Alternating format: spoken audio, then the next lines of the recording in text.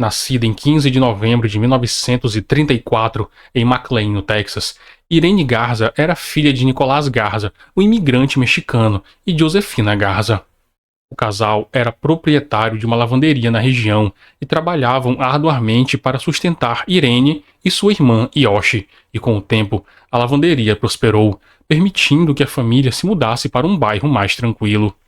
Durante o ensino médio na McLean High School, Irene se destacou como a primeira latina a se tornar bailarina da orquestra da escola e a se formar.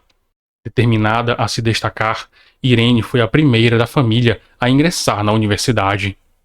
Em 1958, aos 23 anos, ela foi coroada Miss Todo Amor do Sul do Texas e foi eleita rainha do baile do Pan American College. No entanto, Irene era muito mais que uma rainha de beleza. Ela era uma jovem gentil e dedicada.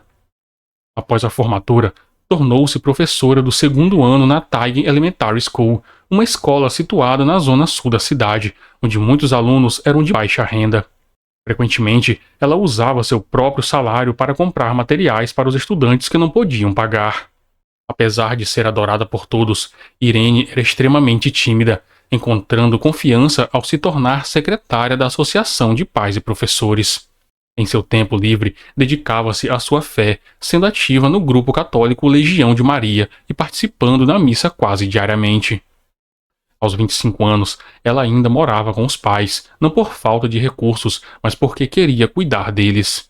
Eles estavam extremamente orgulhosos da mulher que ela havia se tornado, e tudo indicava que Irene teria uma vida longa e feliz.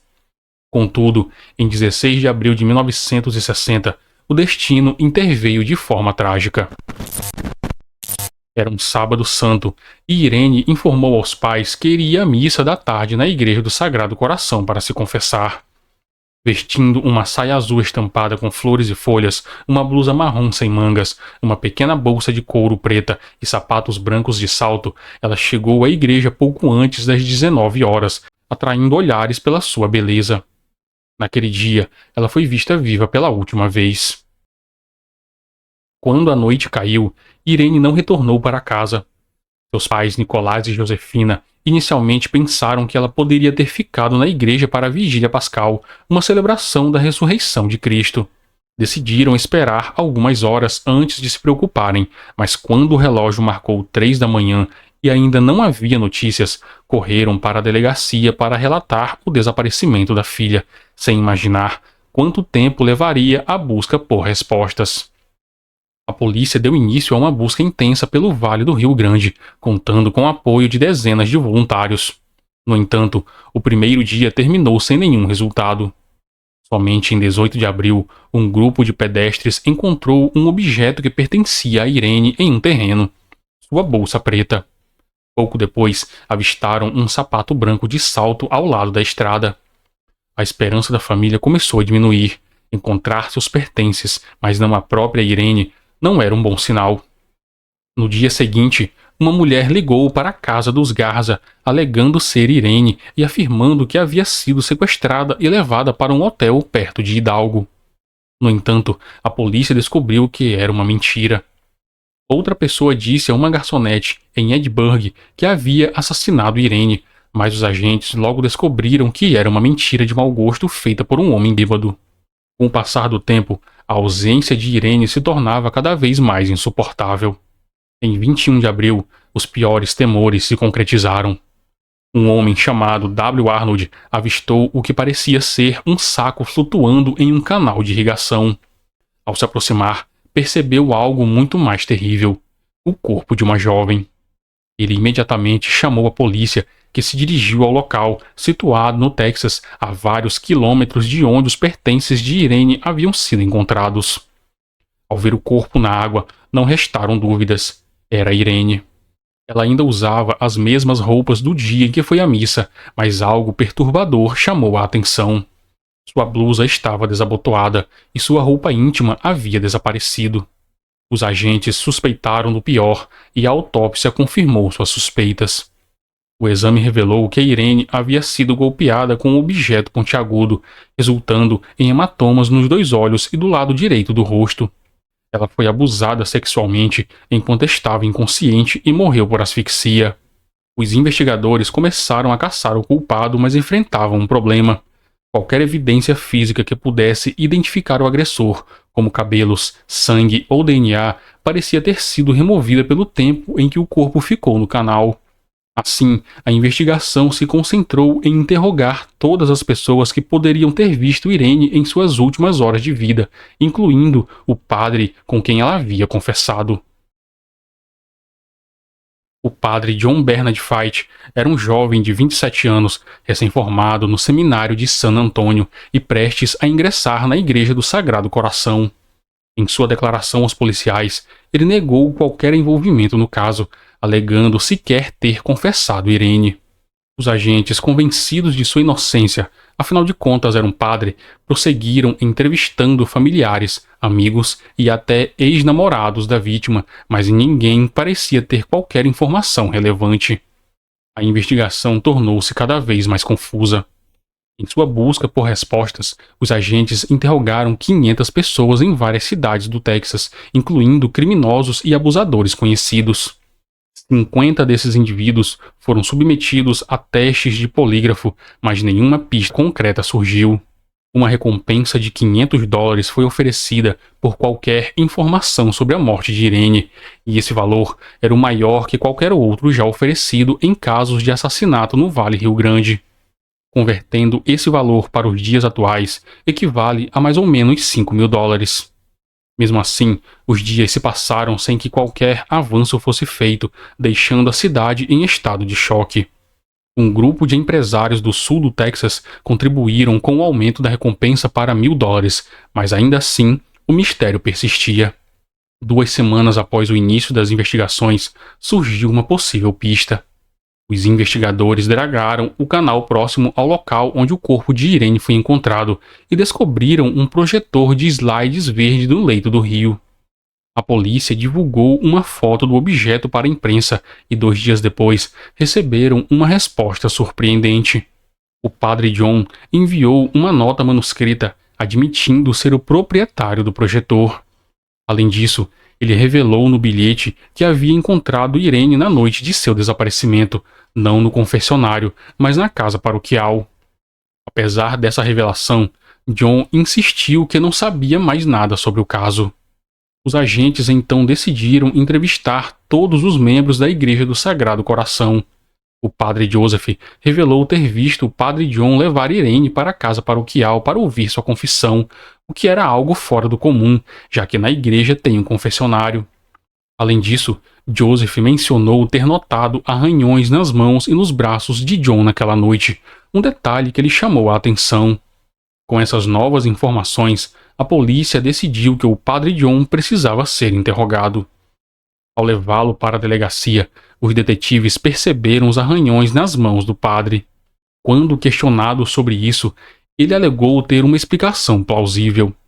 John contou que dias antes havia quebrado seus óculos, pois frequentemente brincava com eles por nervosismo enquanto ouvia confissões.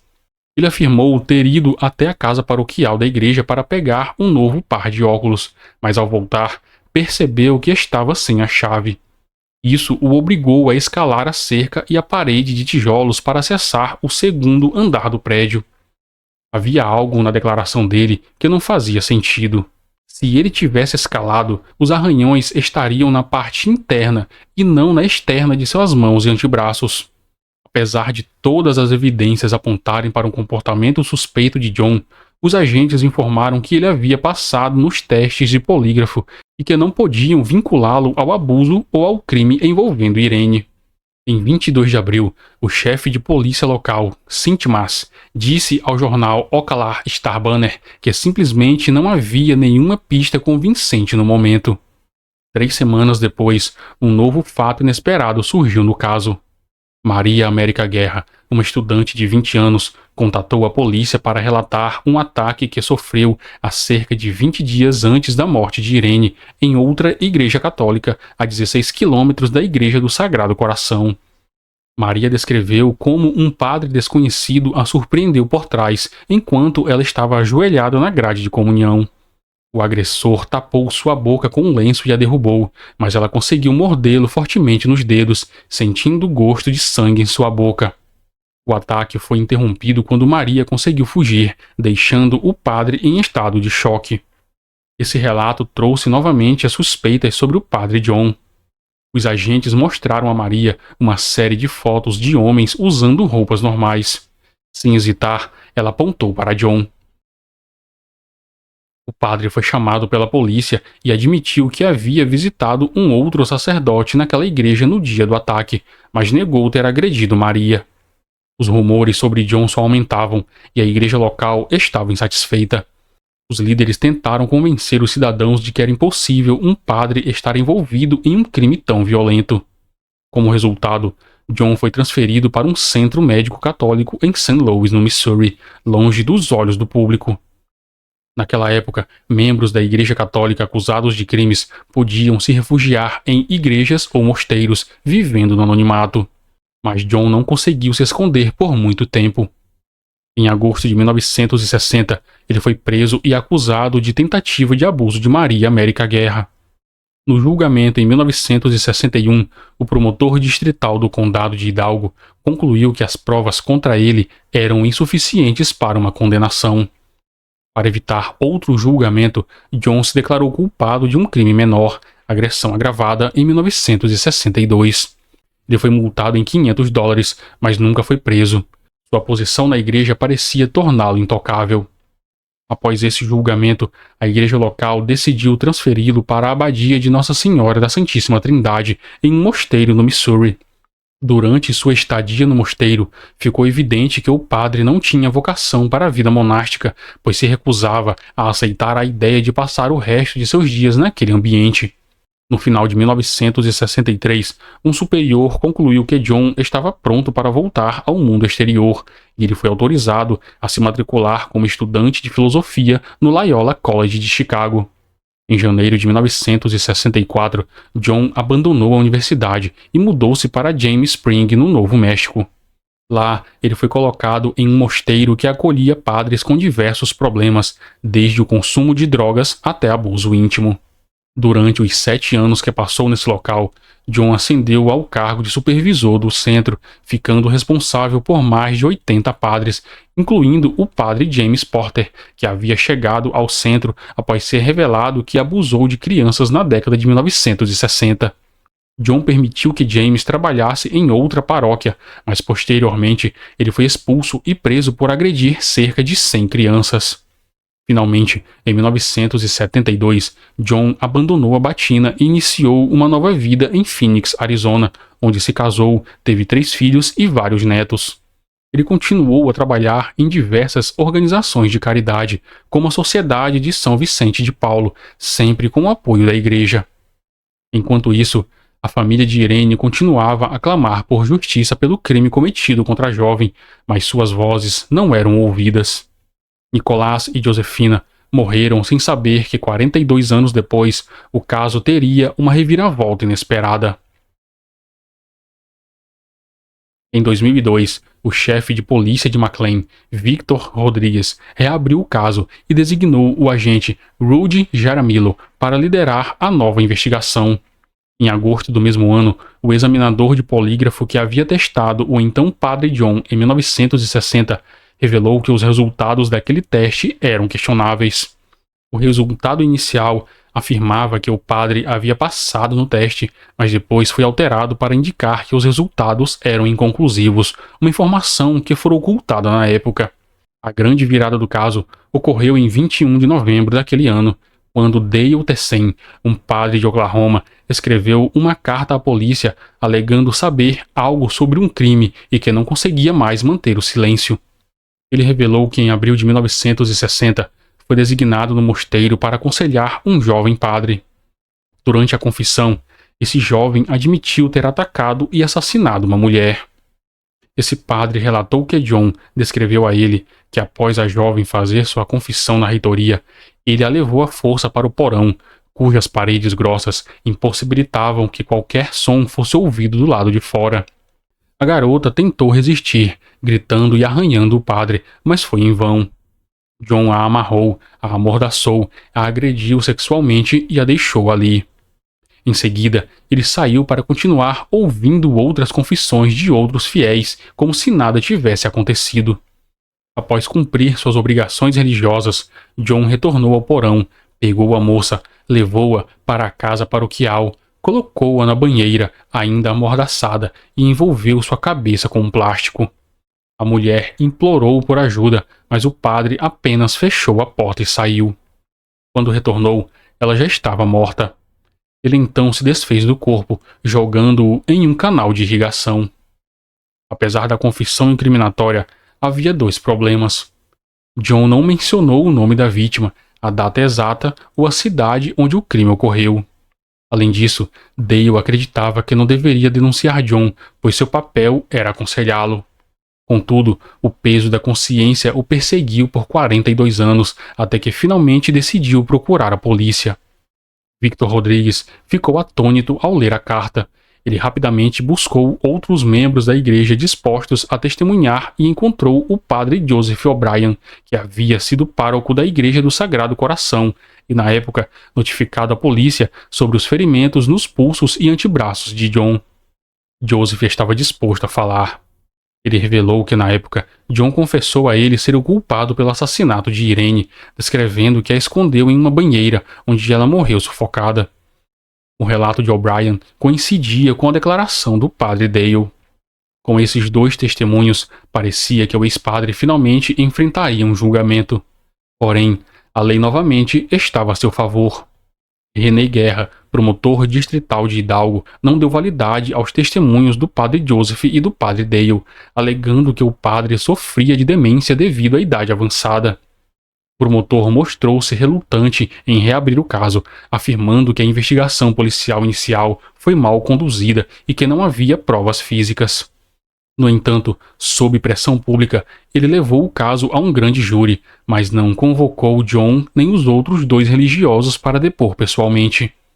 Linda Delavina, prima de Irene, confrontou o promotor na sala dele, mas não resultou em nada. O grande júri acabou absolvendo John novamente. Em 2005, o padre Joseph O'Brien faleceu sem imaginar que o caso seria reaberto em um cenário muito mais favorável. Em 2014, Ricardo Rodrigues, juiz da Corte Distrital, fez campanha para remover René Guerra do cargo de promotor distrital. Durante sua campanha, ele prometeu à família de Irene que, se fosse eleito, abriria uma nova investigação sobre o caso. Rodrigues cumpriu sua promessa. Em janeiro de 2015, ele substituiu René Guerra como promotor distrital e, em abril daquele ano, o caso voltou a ocupar as manchetes dos jornais. Em fevereiro de 2016, John Bernard Fight, então com 83 anos, foi preso em sua casa em Scottsdale, no Arizona, acusado pelo crime contra Irene Garza. Mais uma vez, ele se declarou inocente. Em março, o ex-sacerdote foi extraditado para o estado do Texas e detido no Centro de Detenção para Adultos do Condado de Hidalgo. A promotoria pediu uma fiança de $100 mil, enquanto a defesa solicitou uma redução para 50 mil, argumentando que John estava em estágio 3 de câncer de rim e bexiga. Contudo, o juiz Louis Inglaterry estabeleceu uma fiança de $1 milhão, uma quantia impossível de pagar. O juiz também anulou qualquer tipo de privilégio que ele poderia ter por causa de sua ligação com a igreja.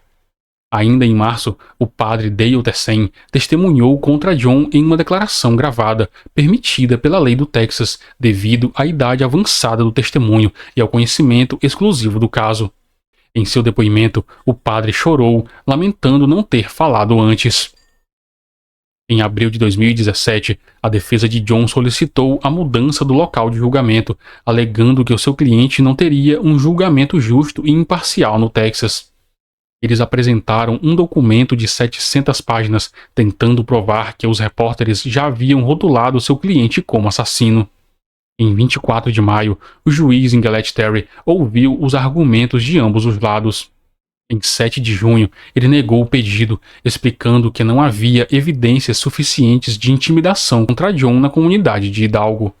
O julgamento começou em 2017, 57 anos após o crime, trazendo novos testemunhos, incluindo o de Beatriz Garcia, uma outra mulher que relatou um encontro estranho com o acusado semanas antes do assassinato de Irene. Ela contou que, enquanto caminhava, John parou seu carro ao seu lado e disse que gostaria de tirar umas fotos dela vestida de preto no cemitério. Ela achou que o comportamento do padre era extremamente inadequado para alguém em sua posição. Ana Maria Lins, uma amiga de Irene, contou que ela havia confidenciado sobre uma ocasião em que John insistiu em fazer a confissão na reitoria da casa paroquial. Aparentemente, o padre vinha planejando o crime há muito tempo. Uma das declarações mais impactantes veio do jornalista e atual advogado Daryl Davis. Ao testemunhar, ele revelou que, enquanto cobria um outro caso de homicídio, o promotor distrital o convidou para uma reunião informal com outros jornalistas. Nessa reunião, ele soube que o promotor e a igreja sabiam que John havia assassinado Irene, mas fizeram arranjos para que ele fosse enviado para um mosteiro pelo resto da vida, com a promessa de que os problemas acabariam. Durante a fase de sentença, o advogado de defesa de John solicitou liberdade condicional, argumentando que ele não havia cometido crimes graves desde a morte de Irene. Em contrapartida, a promotoria pediu uma sentença de 57 anos, representando o tempo decorrido desde o assassinato. Em 8 de dezembro de 2017, aos 85 anos de idade, John foi condenado à prisão perpétua pelo assassinato de Irene. Quanto ao crime de abuso contra Maria América Guerra, ele não foi condenado por falta de provas. Ele deixou a sala de audiências auxiliado por um andajar, sem nenhum familiar presente para acompanhá-lo. Finalmente, a justiça havia sido feita. John ficou preso por pouco mais de 2 anos em uma prisão ao norte de Huntsville, no Texas. Ele tentou recorrer de sua sentença, mas faleceu em 12 de fevereiro de 2020 aos 87 anos devido a um ataque cardíaco. Noemi Singler, que conhecia a vítima e era filha de um dos primeiros policiais a trabalhar no caso, que foi afastado para que não continuasse a investigar, declarou à imprensa: "Agora John enfrentará o último juiz. Ele deixou esta vida sem jamais mostrar arrependimento de ter assassinado Irene." Embora a culpa de John fosse clara, não se pode ignorar a cumplicidade das autoridades eclesiásticas e policiais. O segredo sobre o crime foi mantido por mais de 50 anos, permitindo que John vivesse sua vida normalmente. Irene, por outro lado, não teve a mesma sorte e nem pôde descansar em paz. Os 2 anos de prisão do assassino não se comparam ao sofrimento que a família de Irene teve que suportar por tantas décadas.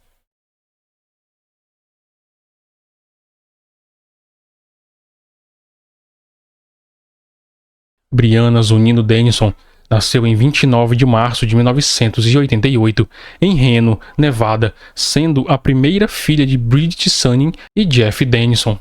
Com o nascimento de seu irmão Bran, a família cresceu.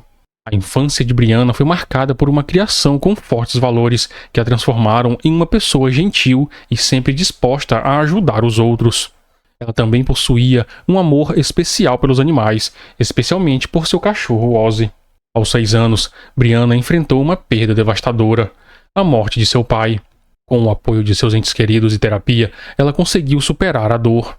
Apesar dessa tragédia, Brianna viveu experiências maravilhosas, viajando por grande parte do mundo e passando um ano em Roma. Em 2006, Brianna concluiu o ensino médio em Reno e, posteriormente, ela, sua mãe e irmão se mudaram para Mendocino, na Califórnia, cidade natal de sua mãe. Lá, ela se matriculou na Universidade de Santa Bárbara. Seu sonho era se tornar psicóloga, ajudando os outros da mesma forma que ela havia sido ajudada depois do trauma de perder seu pai. As mudanças nunca foram um problema para a jovem, que se adaptava facilmente e adorava conhecer novas pessoas. Sua mãe a chamava carinhosamente de Brice, pois ela era como um sopro de ar fresco no verão. Aos 20 anos, Brianna era uma jovem sonhadora e tentava levar a vida levemente, porém, seus sonhos foram interrompidos tragicamente. Durante as férias de inverno de 2008, Brianna voltou para Reno, sua cidade natal, para participar de um festival de snowboard e visitar amigos e familiares. Em 19 de janeiro daquele ano, ela passou o dia se divertindo com sua família e uma parte da noite no cinema com sua mãe. Depois que saíram do cinema, Brianna disse à mãe que planejava passar um tempo com seus amigos que participariam do festival e depois se reuniriam na casa de Kate Hunter, uma amiga de longa data. Ela também disse que dormiria na casa dessa amiga. Brianna era muito responsável e não queria que sua mãe ficasse preocupada, então sempre fazia questão de informar a ela tudo o que pretendia fazer, com quem estaria e a que horas pretendia voltar para casa. Às 9 horas da noite, Brianna se despediu de sua mãe e encontrou Kate para ir ao festival. Primeiro, as garotas visitaram o cassino do Hotel Regency. De lá, pegaram um ônibus para assistir a um show, a principal atração da noite. Depois voltaram ao hotel para um lanche. Às 4 horas da manhã, elas e mais 4 amigos foram para a casa de Kate. Depois de garantir que as meninas estavam em segurança, os amigos se despediram e foram embora. Brianna se preparou para dormir. Kate gentilmente se aproximou e entregou a ela 2 cobertores e um travesseiro, sugerindo que dormisse no sofá de couro, próximo à porta de entrada. Em seguida, Kate subiu para seu quarto, que dividia com uma colega de estudos, acompanhada de seu cachorro. Brianna se acomodou no sofá, a poucos metros da porta de entrada, que possuía painéis de vidro e estava destrancada. Naquele momento, ninguém imaginava que isso seria um erro fatal. Por volta das 9 da manhã, Kate despertou e foi até a sala para conversar com Brianna. Para sua surpresa, a amiga não estava lá. Kate procurou pela casa, mas não encontrou nenhum sinal dela. Uma sensação ruim tomou conta de Kate. Ao examinar o sofá onde Brianna havia dormido, notou algo preocupante: uma pequena mancha de sangue no travesseiro. O que deixava a situação mais alarmante era que todos os pertences de Brianna estavam no mesmo lugar onde ela deixou antes de dormir: sapatos, celular e bolsa com dinheiro e documentos. Isso era incomum. Brianna nunca sairia deixando suas coisas para trás, e muito menos sem avisar alguém. Cada vez mais aflita, Kate ligou para Bridget, a mãe de Brianna, e informou o que tinha acontecido. Conhecendo a filha e sabendo que algo muito sério poderia ter acontecido, Bridget imediatamente pegou o carro e se dirigiu para a casa de Kate. Enquanto isso, Kate acionou a emergência, esperando que a polícia pudesse ajudar a encontrar sua amiga. Os agentes chegaram rapidamente e começaram a investigar a casa na tentativa de entender o que tinha acontecido. Os peritos descobriram DNA masculino na maçaneta da porta, mas não conseguiram identificá-lo, pois a amostra não estava no banco de dados da polícia. Com o avanço das investigações, ficou claro que o sangue no travesseiro era de Brianna. A presença de saliva e muco sugeria uma lesão na boca, garganta ou nariz. Marcas de mordidas na capa do travesseiro indicavam que alguém pressionou o rosto dela com força, causando os ferimentos. Estranhamente, não havia sinais de luta, exceto por um dos cobertores que Brianna usava, que foi encontrado no chão da cozinha. A verdade parecia ser simples e aterradora. Alguém viu Brianna dormindo através da porta de vidro e entrou para atacá-la, agindo com tanto sigilo que nem o cachorro ouviu qualquer barulho. A partir desse ponto, a polícia passou a trabalhar com a hipótese de sequestro, descartando quase totalmente a possibilidade de um desaparecimento voluntário. A família de Brianna se mobilizou para encontrá-la, distribuindo cartazes com sua foto por toda a região e informando que ela estava descalça, vestindo apenas uma camisa branca sem mangas e uma calça de moletom. Os agentes examinaram o celular de Brianna e descobriram que ela havia trocado mensagens de texto nas horas que antecederam seu desaparecimento. A última mensagem, enviada às 4h23 da manhã, era de seu ex-namorado, que morava no Oregon e, conforme confirmado, estava lá no momento dos fatos, sendo excluído da lista de suspeitos. Em 21 de janeiro, as autoridades desencadearam uma ampla operação de buscas envolvendo cães, helicópteros, dezenas de agentes e mais de 100 voluntários. Eles vasculharam áreas isoladas, colinas, margens do rio Trucker e trilhos da Union Pacific Railroad. À medida que os dias passavam, a Universidade de Nevada, o FBI, o Centro Nacional de Crianças Desaparecidas e até a primeira-dama do estado, Dawn Gwynn, juntaram-se aos esforços de buscas. A comunidade do Reno estava em choque com o crime e, em homenagem a Brianna, fitas azuis foram colocadas em quase todas as antenas de carros, caixas de correios e postes telefônicos. O O desaparecimento de Brianna ganhou repercussão nacional graças ao esforço da comunidade, e o caso foi apresentado no programa de televisão America's Most Wanted. No entanto, o tempo passava sem que houvesse pistas da jovem. Vários agentes fizeram visitas de porta a porta por todo o bairro, na esperança de que alguém soubesse de algo. Eles até criaram uma linha telefônica de atendimento 24 horas, mas nada parecia adiantar. Quando a polícia já estava esgotando todas as possibilidades, percebeu algo muito peculiar. Nos meses anteriores, haviam ocorrido ataques não letais na área onde Brianna desapareceu. O primeiro incidente ocorreu em 13 de novembro de 2007, às 17 horas, quando uma universitária de 21 anos foi atacada pelas costas no estacionamento de um complexo de apartamentos no College Drive. O agressor a agarrou pelo pescoço e a jogou no chão entre dois carros. Ele tentou se aproveitar dela, mas a jovem resistiu, gritando com todas as suas forças. O homem fugiu, mas antes de ir, chutou a cabeça e o braço da jovem. O segundo ataque ocorreu na manhã de 16 de dezembro de 2007, nas proximidades de outro estacionamento. Um homem arrastou uma mulher de 22 anos e tentou estrangulá-la com o braço direito. Quando não conseguiu, sufocou-a tapando o nariz e a boca. Depois que a garota desmaiou, o sujeito a levou em sua caminhonete para um local isolado.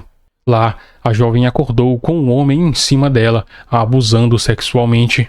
Após o ato, ele a levou de volta ao estacionamento e fugiu, levando a roupa íntima dela como troféu. Apesar de não ter visto o rosto do agressor, a mulher conseguiu fornecer informações suficientes para descrevê-lo. Um homem branco, de cabelos castanhos, entre 20 e 30 anos, com altura entre 1,75 e 1,90, de estatura física grande e dedos grossos. Em termos de linguagem, o agressor falava inglês claro e fluente, sem sotaque ou dialeto regional perceptível. Contudo, a informação mais importante foi a descrição do veículo. A jovem disse que era uma caminhonete tipo picape antiga, com cabine estendida, assentos reclináveis com estofamento cinza e apoios de cabeça ajustáveis. A caminhonete tinha transmissão automática e luzes azuis no interior da cabine, localizadas acima do retrovisor. Além disso, havia algo chamativo na parte da frente, um sapato de bebê. Com essas informações, os agentes decidiram fazer uma comparação de DNA com as amostras dos dois casos, resultando em uma coincidência com o perfil genético encontrado na cena do sequestro de Brianna. Ficou evidente que os 3 ataques estavam relacionados. Os detetives, ao levarem as informações sobre a caminhonete para empresas de reparo de colisão da região, perceberam que havia muitos veículos semelhantes, todos fabricados entre 2001 e 2006. Esses veículos, modelos Toyota Tacoma, coincidiram com a descrição fornecida pela vítima. Embora ainda não tivessem encontrado o suspeito, a mãe de Brianna começou a sentir uma ponta de esperança, imaginando que talvez o homem deixasse sua filha ir, como fizera com as outras vítimas. Em 29 de fevereiro de 2008, a polícia divulgou o retrato falado do suspeito, juntamente com suas características físicas. Isso fez com que outra mulher entrasse em contato com a polícia. Ela estava certa de que também havia sido vítima do mesmo homem. Essa mulher contou que em 22 de outubro de 2007 estava no estacionamento da Universidade de Nevada quando um homem a atacou por trás e tentou estrangulá-la. Apesar de não conseguir, ele abusou sexualmente dela enquanto a ameaçava com uma arma e depois a deixou ir embora. Ela havia registrado um boletim de ocorrência, mas a investigação não progrediu. Os investigadores começaram a perceber um padrão nas vítimas. Todas eram universitárias magras, com o cabelo longo e liso, e os ataques ocorreram em um raio de menos de 1 quilômetro de diâmetro. Não havia mais dúvidas, Reno estava diante de um predador implacável. Eles decidiram entrevistar 100 criminosos sexuais registrados na base de dados da polícia que viviam a menos de 1 quilômetro do local dos crimes, mas não obtiveram resultados. As autoridades estavam cada vez mais preocupadas. Sabiam que após as primeiras 36 horas do desaparecimento, encontrar uma vítima de sequestro viva é quase impossível e, infelizmente, não estavam errados. Em 15 de fevereiro de 2008, Albert Jimenez retornava ao trabalho após o almoço. Ele caminhava pela estrada em um campo próximo ao Parque Empresarial de Reno quando algo chamou sua atenção. Uma cor laranja fluorescente destacava-se em um amontoado de galhos descartados. Ao se aproximar, viu que eram meias cobrindo pés. Pensou inicialmente que fosse um manequim, mas logo percebeu que era um corpo humano. Entre as pernas da vítima havia um par de roupas íntimas, uma delas com imagens da pantera cor-de-rosa. Albert sabia sobre o sequestro de Brianna, mas não conseguiu reconhecer o rosto, que não se parecia com as fotos dos cartazes. Mesmo assim, decidiu avisar a polícia. Sem seu celular, ele correu para seu trabalho, a Tool Technologies, para ligar para a emergência. Os agentes chegaram rapidamente ao local em Reno para levar o corpo. Notaram que o local estava a apenas 12 quilômetros de onde Brianna havia desaparecido. Um dia depois, a autópsia confirmou os piores temores. O corpo encontrado era de Brianna. Ela havia sido agredida sexualmente e estrangulada até a morte. As roupas íntimas descobertas entre suas pernas serviram como prova da violência. O relatório também indicou que Brianna provavelmente morreu no mesmo dia em que foi sequestrada, e seu corpo permaneceu no campo por mais de uma semana. Além disso, as roupas íntimas não pertenciam a ela, sugerindo que o agressor as deixou de propósito para confundir os detetives ou que tinha um fetiche por elas. Por fim, o DNA encontrado no corpo de Brianna correspondia ao dos ataques anteriores. Apesar de não poderem trazer Brianna de volta, os investigadores sabiam que precisavam capturar o assassino e devolver a paz à cidade. Em 1º de novembro de 2008, a polícia recebeu uma denúncia anônima sobre um homem de 27 anos chamado James Michael Biela. A fonte anônima afirmou que o comportamento de James havia se tornado estranho desde o início do caso e forneceu a descrição de sua caminhonete, uma Toyota Tacoma 2006, com estofamento cinza. Também mencionou que James havia trabalhado como instalador de tubulações perto do campus de Reno, nas mesmas datas dos ataques e do desaparecimento de Brianna. Os detetives rapidamente foram interrogar James, que negou os crimes e se recusou a fornecer uma amostra de saliva. Nervoso e evitando contato visual, alegou que tudo era coincidência e afirmou estar com sua namorada, Carlin Herman, nas datas dos crimes. No entanto, Carlin desmentiu a história de James, afirmando que não sabia onde ele estava no dia do desaparecimento de Brianna e revelando que ele frequentemente passava as noites em sua caminhonete e ficava dias sem voltar para casa. Carlin também relatou que encontrou roupas íntimas femininas no carro de James durante uma viagem de volta a Seattle, onde ele trabalhava como encanador. Após essa descoberta, Carlin viu o caso de Brianna nas notícias e pediu a um amigo para denunciar James à polícia. Carlin informou que James havia recentemente viajado para Seattle para vender sua caminhonete. A polícia conseguiu localizar o veículo e o trouxe de volta a Reno para um teste forense. Ao mesmo tempo, Carlin concordou em fornecer uma amostra de DNA de seu filho de 4 anos com James para comparação com o DNA na cena do crime. A análise revelou que o perfil genético da criança era similar ao encontrado na cena do crime, indicando que o responsável pelo crime era um familiar direto do garoto. Não havia mais dúvidas. James era o culpado pelo assassinato de Brianna e pelos outros ataques em Reno.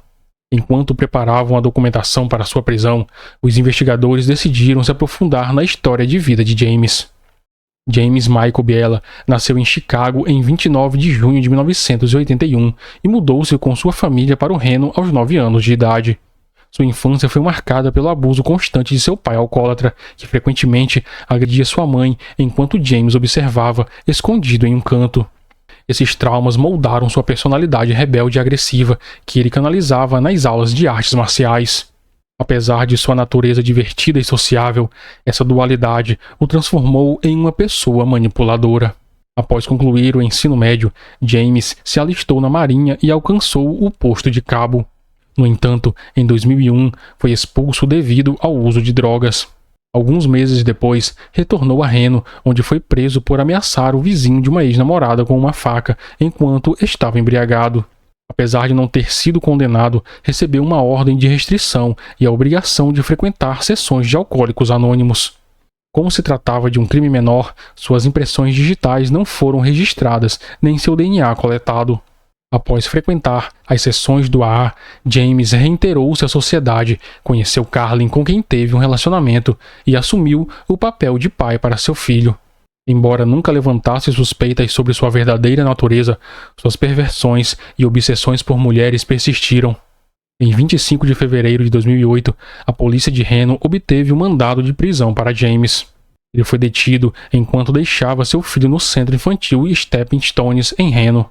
Levado para a prisão do condado de Walsh, foi acusado de assassinato, sequestro em primeiro grau e agressão sexual.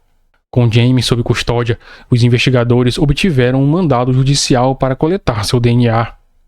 Em uma coletiva de imprensa realizada em 26 de novembro, a delegacia da cidade confirmou que o perfil genético de James correspondia ao encontrado na cena do crime de Breonna, ligando-o também a 3 outros casos de agressão. O julgamento de James começou em 27 de maio de 2010. Durante o processo, uma das testemunhas o confrontou durante seu testemunho, pedindo que ele a olhasse nos olhos e afirmando que, apesar do ato horrível que cometeu, ela o perdoava. James não conseguiu erguer a cabeça. A mãe dele tentou defendê-lo, alegando que sua personalidade era resultado de uma infância traumática.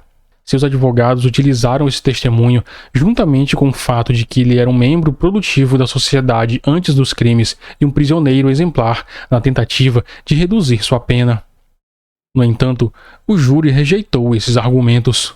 Na manhã de 2 de junho de 2010, após 9 horas de deliberação, o Tribunal do Distrito do Condado de Walsh considerou James culpado pelo sequestro, agressão sexual e assassinato de Breonna Dennison. Ele também foi considerado culpado dos abusos cometidos contra as 2 vítimas anteriores. No dia 30 de julho, o juiz Robert Perry sentenciou James à pena capital e a 4 penas adicionais de prisão perpétua. Durante a leitura da sentença, o magistrado declarou que James não apenas aterrorizou aquelas mulheres, mas também a comunidade de Reno. Em resposta, James permaneceu indiferente. Nos anos seguintes, os advogados dele tentaram reverter a pena capital, com vários recursos de apelação ao Supremo Tribunal de Nevada. No entanto, em junho de 2019, o tribunal negou esses recursos, tornando a sentença definitiva. Atualmente, James aguarda sua execução na prisão estadual do L, em Nevada. O impacto de seu crime foi tão grande que os cidadãos começaram a sentir uma necessidade urgente de proteção. Segundo alguns proprietários de lojas de armas próximas à Universidade de Nevada, as vendas triplicaram desde o incidente, abrangendo armas de fogo, armas brancas e gás de pimenta. A família de Breonna fundou a organização Making Justice for Breonna, com o objetivo de promover mudanças na justiça para crimes semelhantes e fornecer apoio aos familiares das vítimas. Essa luta resultou na promulgação da Lei de Breonna em 2013, que exige que todos os presos por crimes graves forneçam uma amostra de DNA para a polícia. Embora essa medida tenha chegado tarde demais para Breonna, ela busca evitar que outras famílias passem pelo mesmo sofrimento e prevenir ataques tão terríveis como os perpetrados por James.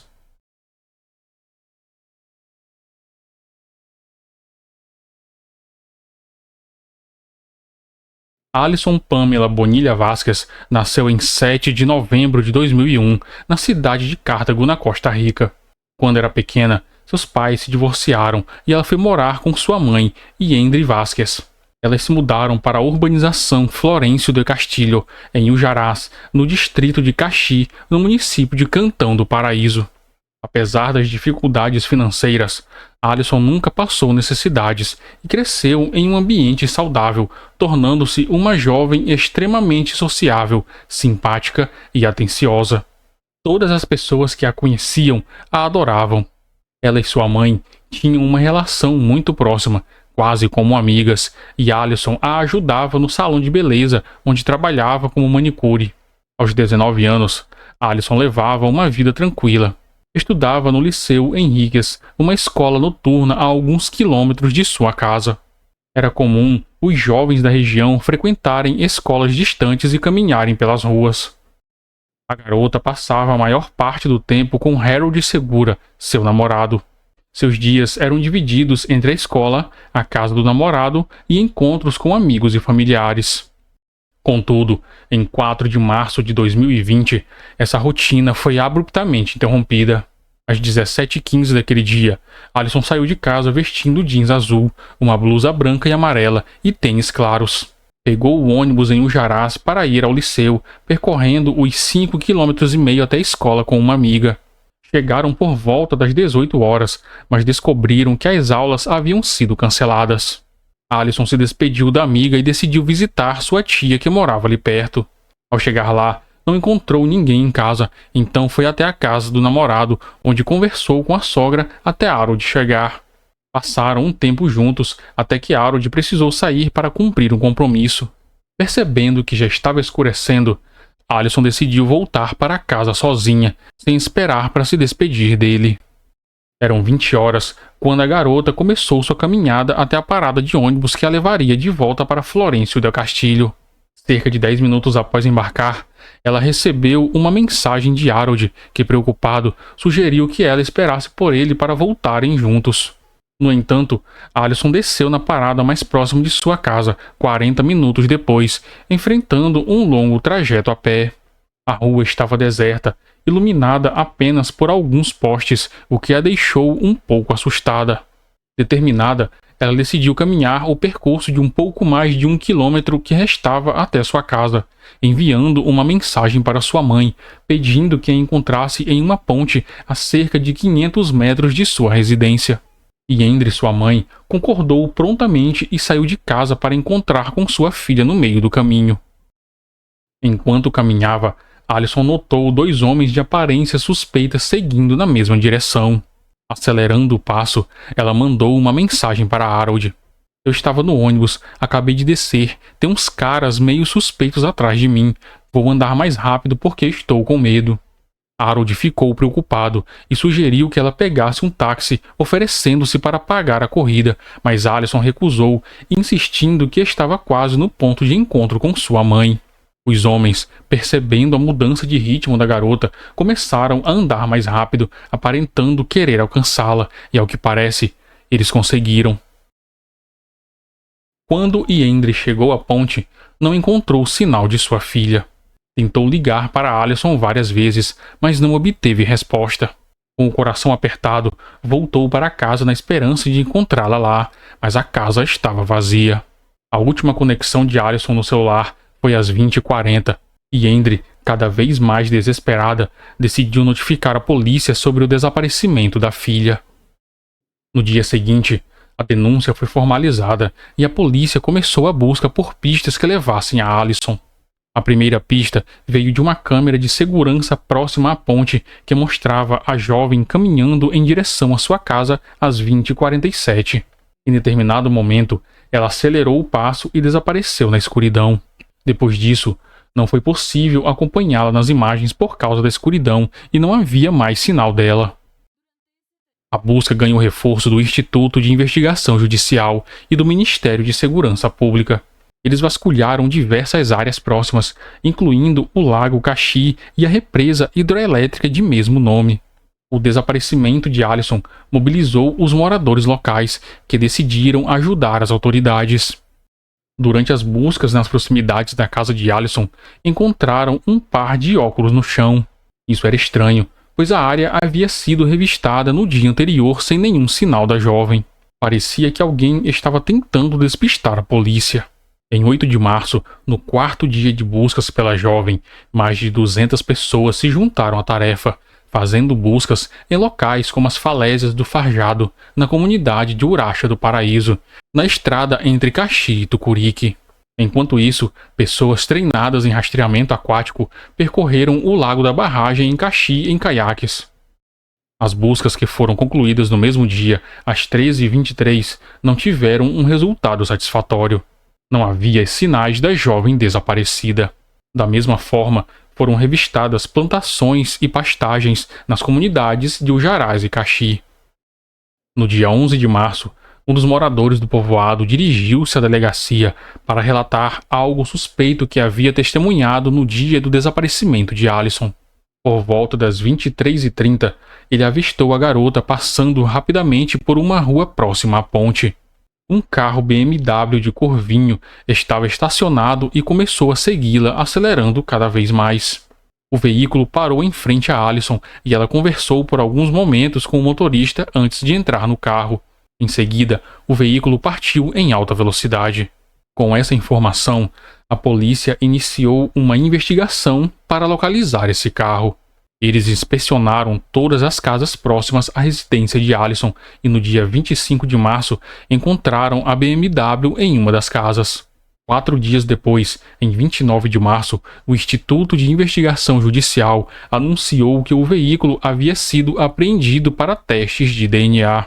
Além disso, iniciaram uma investigação contra o proprietário, Nelson Henrique Sanches Urenha. Esse homem de 28 anos era conhecido no bairro por ser extremamente reservado e pouco simpático.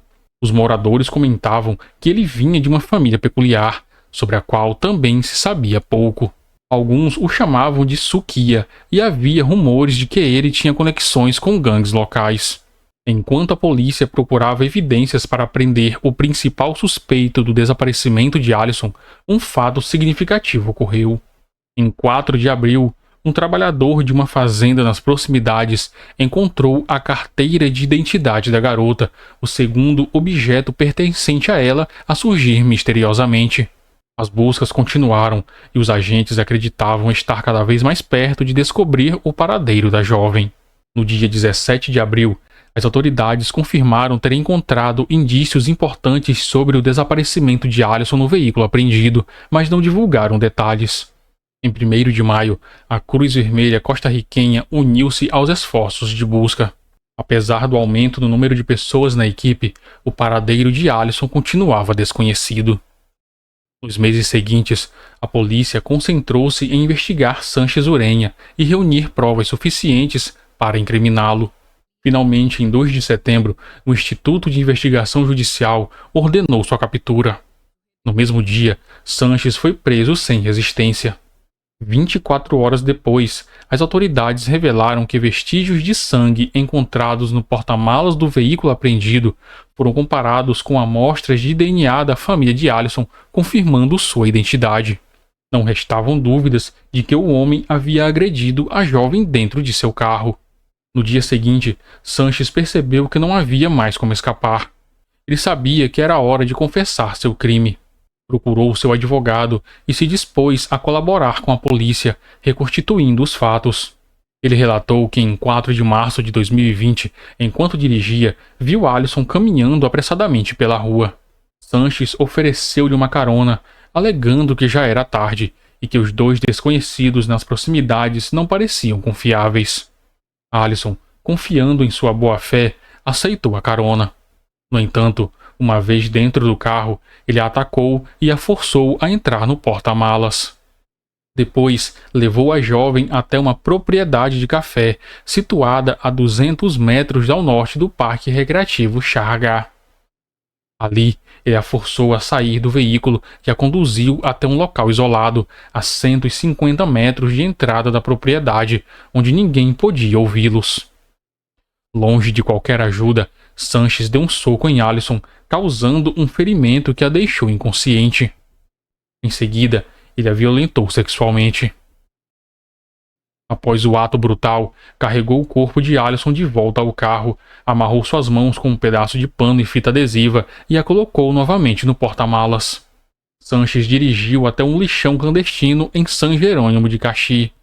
Lá, ele tirou Allison do porta-malas, ainda inconsciente, e a jogou em um precipício de aproximadamente 450 metros de profundidade, com a intenção de garantir sua morte. O corpo de Allison permaneceu ali desde então. A polícia decretou 6 meses de prisão preventiva para o principal suspeito e, no mesmo dia, se dirigiu ao lixão clandestino para procurar o corpo da jovem. Dezenas de voluntários que acompanhavam o caso pela televisão e ficaram devastados com a notícia se juntaram às buscas. Em 27 de setembro, encontraram uma meia e um sapato que Yendre identificou como pertencentes a Allison. Dentro da meia, havia uma unha que a mãe reconheceu imediatamente, pois havia pintado no salão dias antes do desaparecimento da filha. No dia seguinte, 28 de setembro, um grupo de resgatistas desceu a uma propriedade de café próxima ao lixão, utilizando cordas de segurança e equipamentos especiais de montanhismo. Ao alcançar 93 metros de profundidade, encontraram vértebras, costelas, partes dos membros superiores, ossos da bacia e um fêmur conectado à tíbia e fíbula por cartilagem. Os ossos estavam cobertos de mato, terra e musgo, alguns presos ao terreno. A 8 metros de distância, localizaram um pedaço do jeans que Alison usava no dia do desaparecimento, além de um segundo sapato e pequenos restos ósseos que pareciam pertencer a um braço. O crânio de Alison não foi encontrado, provavelmente por ter rolado para o fundo do precipício devido à sua forma redonda. Os restos mortais foram encaminhados a um laboratório, onde os peritos forenses compararam o DNA com o de Alison. A análise revelou fraturas no tórax e nas costelas, indicando que o corpo havia sofrido traumas compatíveis com o lançamento como descrito pelo suspeito. Isso confirmou tratar-se de um crime qualificado por aleivosia, ou seja, um crime cometido com falsas demonstrações de amizade por parte do agressor, para baixar a guarda da vítima e aproveitar de sua vulnerabilidade. Yendre, apesar de estar devastada pela perda da filha, encontrava algum alívio ao saber que Sanches enfrentaria um julgamento e provavelmente seria condenado à prisão perpétua. Em uma coletiva de imprensa, o advogado dela garantiu que fariam de tudo para que o assassino pagasse pelo crime e recebesse a pena máxima. Embora não pudessem trazer Alison de volta, buscariam justiça por ela. Enquanto aguardavam o início do processo judicial, a família de Alison organizou um funeral. Em 1º de março de 2021, Sanches foi acusado de homicídio. No dia 30 de abril, o juizado criminal de Cartago determinou que ele fosse julgado por um júri e prolongou sua prisão preventiva por mais 4 meses, para garantir que não fugisse. Embora o caso tivesse avançado, ainda restava a parte mais difícil: reunir provas suficientes para comprovar a premeditação do crime e assim garantir a pena máxima. Yendre relatou ao Ministério Público que o assassino já havia se aproximado de Alison antes do crime. Em uma ocasião, a filha encontrou Sanches ao buscar suas primas na parada de ônibus. Ele ofereceu uma carona que elas acabaram aceitando. O trajeto foi desconfortável, pois ele permaneceu em silêncio. Depois, Alison recebeu uma mensagem no Facebook de Sanches questionando se ela o odiava. Ela respondeu que não, pois nunca haviam conversado. Ele reagiu de forma seca, revelando uma obsessão antiga por Alison. Sanches confessou que estava apaixonado por ela e passava os dias observando-a. Ele sentia ciúmes das amigas de Alison e desejava que ela fosse apenas dele. No entanto, durante o julgamento, o acusado mudou sua versão dos fatos. Ele alegou inocência, afirmando que nunca havia feito mal a Alison e que havia confessado sob pressão policial. Pediu a anulação de todas as declarações anteriores, afirmando que foram feitas sob tortura e pressão psicológica. Porém, não havia mais como voltar atrás. O corpo estava exatamente onde ele havia indicado em sua primeira declaração, e os vestígios de DNA encontrados no veículo o incriminavam diretamente. A família de Alison deu seu testemunho em uma sala separada, evitando assim o contato visual com o agressor. Apesar disso, Sanches manteve sua posição e novamente se declarou inocente. Na manhã de 18 de agosto de 2021, os juízes, por unanimidade, condenaram o acusado a 18 anos de prisão por homicídio simples, absolvendo-o da acusação de abuso devido ao estado em que o corpo da jovem foi encontrado, o que impossibilitava a comprovação do crime de violência sexual. A família da vítima, insatisfeita com a sentença, pediu uma pena de até 35 anos de prisão, uma prática comum em casos como esse. A Câmara Criminal do Supremo Tribunal de Justiça anulou a sentença inicial e o caso foi reavaliado para determinar se o crime havia sido cometido com a qualificadora de aleivosia. Em novembro de 2021, o Tribunal de Apelação rejeitou os recursos e manteve a sentença de 18 anos. O juiz Franklin Ramírez Monteiro afirmou que o tribunal não acreditava que o crime tivesse sido cometido com aleivosia. Apesar da crueldade e violência extremas do crime, faltavam elementos objetivos e subjetivos para qualificá-lo dessa forma. Posteriormente, o caso foi elevado à cassação, onde os magistrados anularam a decisão do Tribunal de Apelação. Até hoje, o caso de Alison Bonilha permanece em aberto. A família da garota espera que o crime seja reclassificado como homicídio qualificado e que a pena imposta seja revista. Vários deputados e deputadas da Assembleia Legislativa da Costa Rica expressaram seu repúdio à sentença. A então presidente executiva do Instituto Nacional das Mulheres, Patrícia Mora Castelhanos, afirmou que o assassinato de Alysson Bonilla foi um ato monstruoso que não poderia ficar impune. A deputada Aida Montiel apresentou uma reforma na lei da penalização da violência contra as mulheres, pedindo penas mais severas para crimes de feminicídio. A reforma foi aprovada em 23 de agosto de 2021, mas não alterou a situação do caso de Alysson. No entanto, nem todos estavam ao lado da família da garota. Além de lidar com a terrível perda da filha, Yendri teve que enfrentar o cyberbullying. Dezenas de pessoas encontraram seu perfil no Facebook e deixaram mensagens acusando-a de ser responsável pela morte da filha por tê-la deixado andar sozinha à noite. Os moradores do povoado defenderam Yendri várias vezes, afirmando que era comum na região as distâncias entre as paradas de ônibus e áreas urbanas serem grandes, e muitos jovens costumavam pegar carona para chegar em casa. A parcela da população que culpava a família de Alysson era mínima. Sua tia relatou que muitas pessoas, tanto do país quanto do exterior, escreveram para ela oferecendo apoio. O caso teve uma grande repercussão na mídia costarriquenha e nas redes sociais. Após a descoberta do corpo e durante o processo judicial, várias manifestações em memória da jovem foram organizadas.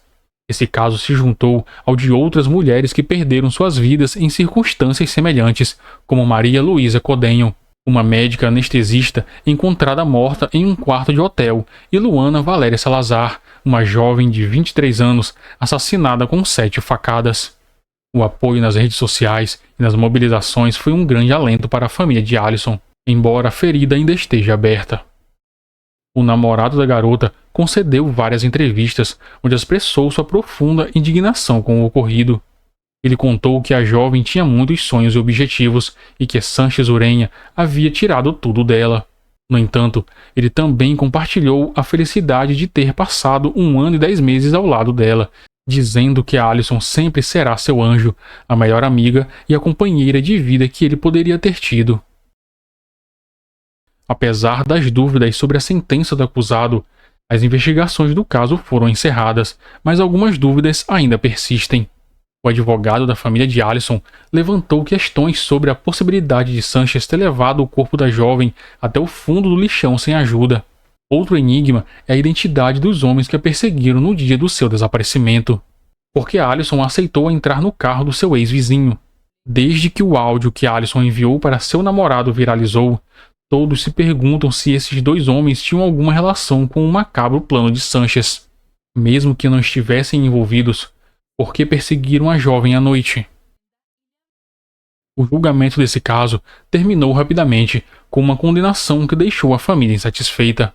Isso alimenta a esperança de que no futuro esses casos recebam a atenção necessária para garantir que todos os envolvidos sejam presos e cumpram as sentenças adequadas. E esse foi nosso vídeo de hoje. Eu espero sua opinião a respeito desse caso aqui nos comentários. Eu fico por aqui e até o próximo vídeo.